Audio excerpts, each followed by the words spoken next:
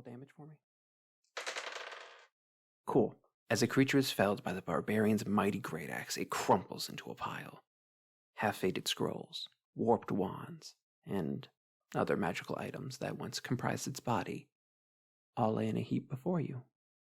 Rummaging around, you could find some items worth salvaging. However, what you are going to find are going to be very weakened magical items.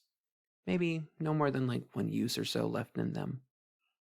But it is clear now, if it wasn't before, that this is how the creature, one you now understand as a Grisgol, was able to do battle with you. So, do you search the remains? Cool. Can you all roll me a perception check, please? Thanks. Most of you can see just what is right in front of you, a pile of goodies. But, Jeremy, as your rogue rifles through the tattered parchments and half-flickering wands, she spies a brilliant amulet, seemingly nestled in the folds of a scroll of fireball that was spent. It is circular in appearance, maybe about half a palm in size, and made of brilliant gold.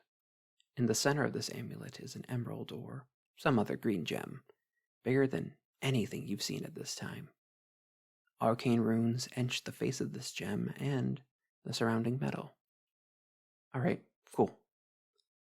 As you pick up the amulet, your character feels something shoot up their arm, an icy chill. It worms its way through their very veins and inches towards their heart. As this cold spreads, they feel their strength begin to wane and their eyelids grow ever heavier. At this point, she can either, hang on to the thing and hope it's just some kind of deterrent, or drop the amulet. What would you like to do? Cool. Make me a dex save. Yeah, just a d20. Yeah, your character would notice, so yeah, let's say that you do have advantage. Okay, roll me another. Okay, cool. Thanks. Your rogue, feeling this looming dread, hurls the amulet to the side. It bounces and scrapes against the cobblestone floor. Yeah, you guys can all see and hear this, by the way, before settling. As it does, though, the room is plunged into inky darkness as all the roaring torches are snuffed out in an instant. It does not stay dark for long as they meekly return to life, though the flames are now a sickly green and cast long, thick shadows across the room. From where the amulet landed, a similar glow pierces through the shadows, and the light rises into the air. The temperature in the room plummets. You can see your breath with each exhale, and the ground crinkles as frost grows like mushrooms along every surface. Then, from within the darkness, 2 glowing embers of rotten yellow.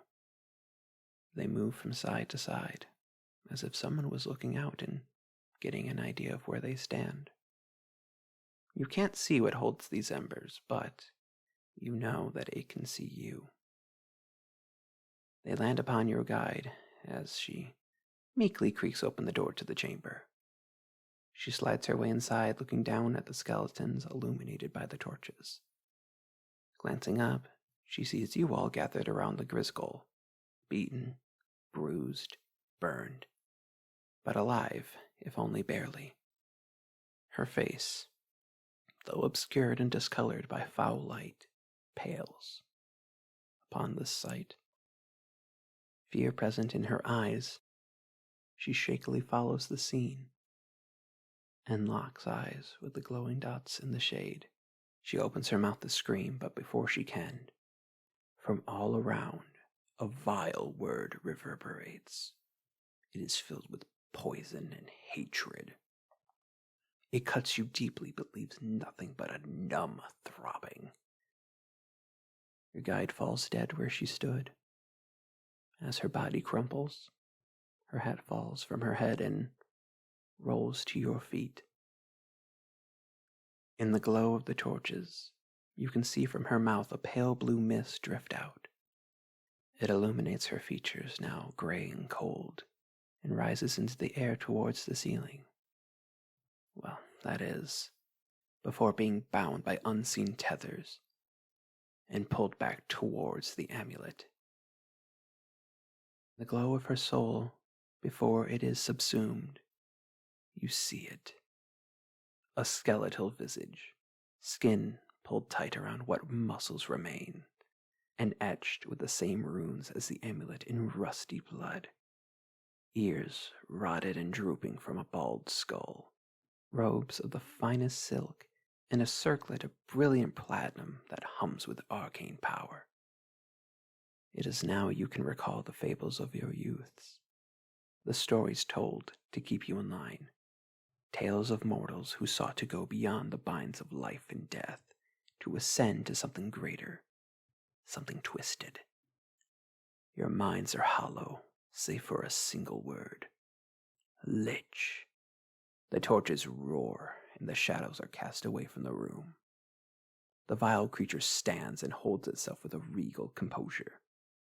With creaking muscles and ligaments, it opens its grinning maw and speaks. You are not my apprentices. The creature looks around. This is not my home. Its face, through what means it can, twists and contorts into a rage-filled scowl. Those wretches, they thought to betray me. I will find their corpses and I will... It sighs and calms itself. Never mind. You all, unknowingly as it may be, you have done me a grand service by freeing me from the confines of that thing. For this, you have earned my mercy. You will not die this day by my hands, but consider my debt paid in full. Seek me not, or meet the same fate as your friend. Its eyes glow brightly as the corpse of your guide rises from the dead and shambles over to her new master. I issue a command. Carry these words to every settlement you can. Let them know you are now by a new title. Its eyes shine with a dark delight. Liberators of Ulrix, the Unbound.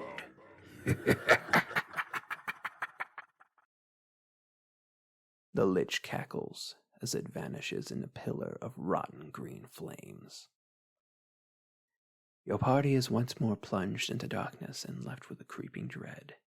It seems in your pursuit of riches, power, and glory, you fell a monster, but in doing so, you have released one much, much darker.